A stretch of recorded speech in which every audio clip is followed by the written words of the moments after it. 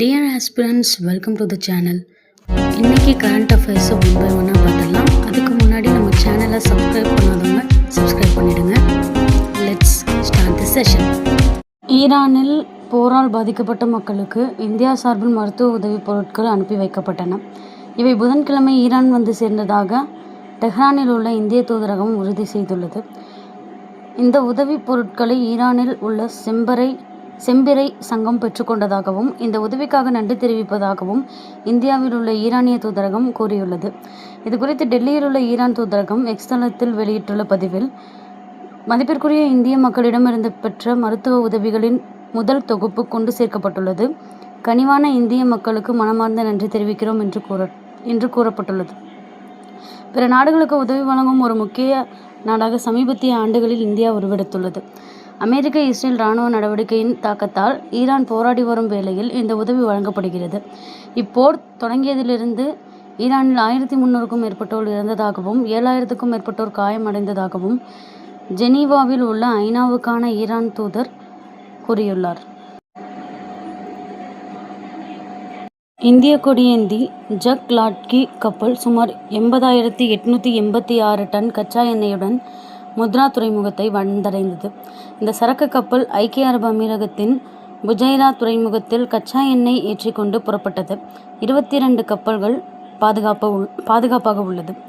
கப்பல் போக்குவரத்து அமைச்சகத்தின் கூடுதல் செயலாளர் கூறும்போது, தற்போது ஹர்மூஸ் ஜலசந்திக்கு மேற்கே 22 இந்திய கப்பல்களில் உள்ள 611 நபர்கள் உட்பட அனைத்து இந்திய கப்பல்களும் இந்திய குடிமக்களும் பாதுகாப்பாக உள்ளனர்.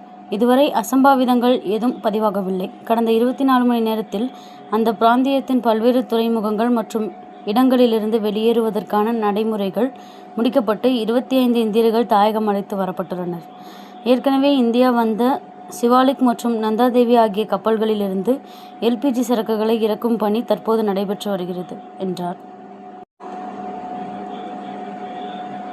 அமெரிக்காவில் சட்டவிரோதமாக வசிப்பவர்களை அந்நாட்டு அரசு அவர்களது சொந்த நாடுகளுக்கு நாடு கடத்தி வருகிறது. இந்நிலையில் ஒரு புதிய திட்டத்தை அமெரிக்க அரசு அறிவித்துள்ளது. ஆவணங்கள் இல்லாத இந்தியாவிலிருந்து புலம்பெயர்ந்து அமெரிக்காவில் சட்டவிரோதமாக வசித்து வருவோர் இலவசமாக தங்கள் நாட்டுக்கு திரும்பி செல்வதற்காக இந்த திட்டத்தை அமெரிக்காவின் உள்துறை அமைச்சகம் அறிவித்துள்ளது. இந்த திட்டத்திற்கான அறிவிப்பில் தாஜ்மஹாலின் புகைப்படத்தை அந்த துறை பயன்படுத்தியுள்ளது. இது குறித்து அமெரிக்க உள்நாட்டு பாதுகாப்புத்துறை சமூக வலைதளத்தில், நீங்கள் ஒரு புதிய தொடக்கத்துடன் உங்கள் தாய்நாட்டுக்கு செல்லலாம். சிபிபி ஹோம் என்ற செல்போன் செயலியை பயன்படுத்தி நீங்களாகவே உங்கள் நாட்டுக்கு செல்ல முன்வரும்போது இலவசமான டிக்கெட், இலவச விமான டிக்கெட் மற்றும் வெளியேறுவதற்கான 2600 அமெரிக்க டாலர்கள் இந்திய மதிப்பில் 2.41 லட்சம் போனஸ் தொகையை பெற்றிடுங்கள் என்று குறிப்பிட்டுள்ளது. இந்த திட்டத்தை ஏற்றுக்கொண்டு வருவோருக்கு எந்தவித சட்ட சிக்கலும் இல்லாமல் அவர்களை அனுப்பி வைக்க ஏற்பாடு செய்யப்பட்டுள்ளது.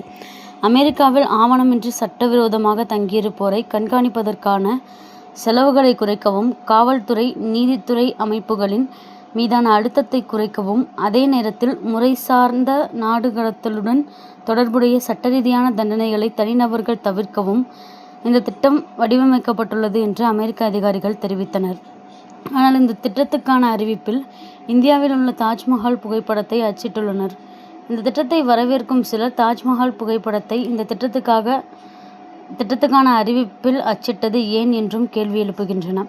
மேலும் சுய நாடு கடத்தல் திட்டத்தின் மூலம் பணம் வழங்குதல் மற்றும் இலவச பயணத்துக்கான சலுகைகள் இக்கட்டான சூழலில் இருப்பவர்களை ஈர்க்கக்கூடும் என்று குறிப்பிட்டாலும், இத்தகைய திட்டங்கள் நீண்டகால விளைவுகளை மறைக்கக்கூடும் என்று குடியேற்ற பிரிவு வழக்கறிஞர்கள் எச்சரித்து வருகின்றனர். அமெரிக்கா, இஸ்ரேல், ஈரான் போரால் பிளாஸ்டிக் பொருட்கள் தயாரிக்க தேவைப்படும் மூலப்பொருட்களுக்கும் தட்டுப்பாடு ஏற்பட்டுள்ளதால் அவற்றின் விலையும் கணிசமாக உயர்ந்துள்ளது. பொதுவாக பிளாஸ்டிக் பொருட்கள் தயாரிக்க கச்சா எண்ணெயிலிருந்து தயாரிக்கப்படும் பெட்ரோ ரசாயன பொருட்கள் பயன்படுத்தப்படும். தற்போது அமெரிக்கா ஈரான் போரால் அதற்கு தட்டுப்பாடு ஏற்பட்டுள்ளதால் பிளாஸ்டிக் பொருட்கள் உற்பத்தி பாதிக்கப்பட்டுள்ளது. இதன்படி பாலிஎத்திலீன், பிவிசி, பாலிப்ரோபிலீன், பாலிஸ்டிரீன் போன்றவற்றின் விலை சுமார் 40% உயர்ந்துள்ளது. இதையடுத்து மினரல் வாட்டர் பாட்டில், வீட்டு உபயோக பிளாஸ்டிக் பொருட்கள், மருத்துவ பிளாஸ்டிக் பொருட்கள் போன்றவற்றின் விலை அதிகரித்துள்ளது. குறிப்பாக பிளாஸ்டிக் பாட்டில் தயாரிக்க பயன்படும் கண்ணாடி போன்ற மினுமினுப்பு தன்மை கொண்ட பாலிஎத்திலீன் டெரப்தலைட் விலை 1 கிலோ 123 210 உயர்ந்துவிட்டது. பேக்கிங் பிளாஸ்டிக் பேப்பர் விலை கிலோ 140 240 உயர்ந்துவிட்டது. இன்றைக்கி கரண்ட் அஃபேர்ஸ் பற்றின உங்களோட ஒப்பீனியன்ஸை கீழே கமெண்ட்டில் ஷேர் பண்ணுங்கள். we will discuss about it and then like பண்ணுங்கள், ஷேர் பண்ணுங்கள். we'll see you on the next video.